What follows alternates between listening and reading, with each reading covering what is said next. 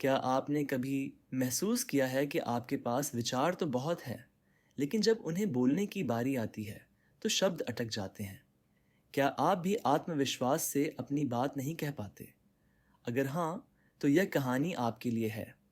आज हम आपको एक ऐसी प्रेरणादायक बौद्ध कथा सुनाने जा रहे हैं, जो आपको आत्मविश्वास से बोलने की शक्ति देगी।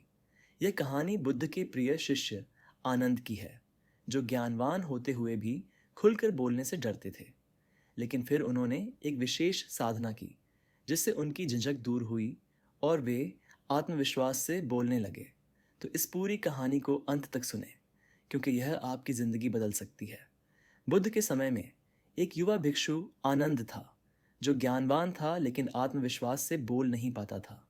जब भी वह सभा में कुछ कहने की कोशिश करता, उसके शब्द अटक जाते, आवाज़ कांपती और उसका चेहरा डर से लाल हो जाता। बुद्ध ने उसकी यह समस्या देखी और उसे एक विशेष सीख देने का निर्णय लिया। आनंद बुद्ध के एक प्रिय शिष्य थे।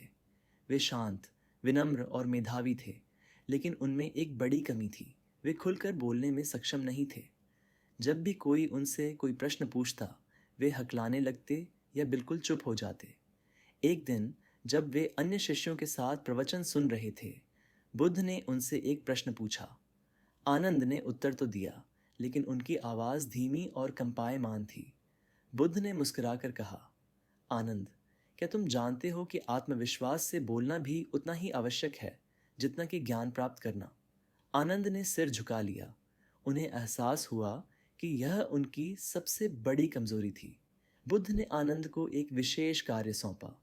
उन्होंने कहा, तुम्हें जंगल में जाकर 30 दिन तक प्रकृति से बातें करनी है।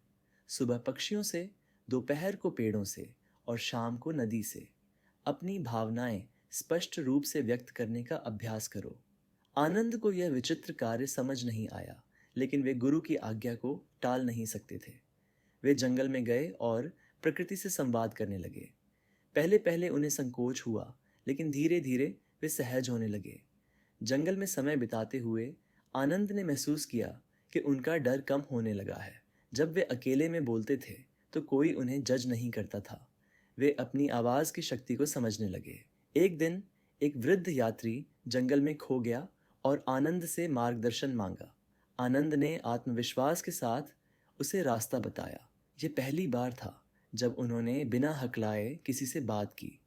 जब 30 दिन पूरे हुए, तो वे बुद्ध के पास लौटे। बुद्ध ने पूछा, अब बताओ आनंद, तुम्हें कैसा अनुभव हुआ? आनंद ने बिना हकलाए जवाब दिया, भगवान, अब मुझे बोलने से डर नहीं लगता। मुझे विश्वास है कि मेरी आवाज़ का भी महत्व है।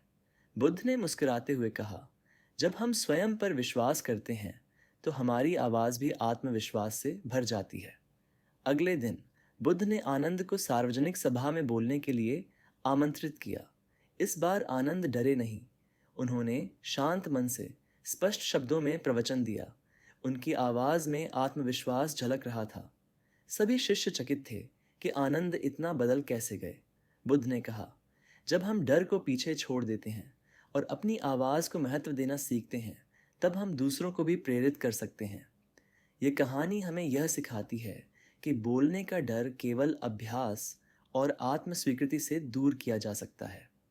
अगर हम अपनी आवाज़ को महत्व देना शुरू करें, तो दुनिया भी हमें सुनने लगेगी। आत्मविश्वास से बोलना एक कला है, जिसे सीखा जा सकता है।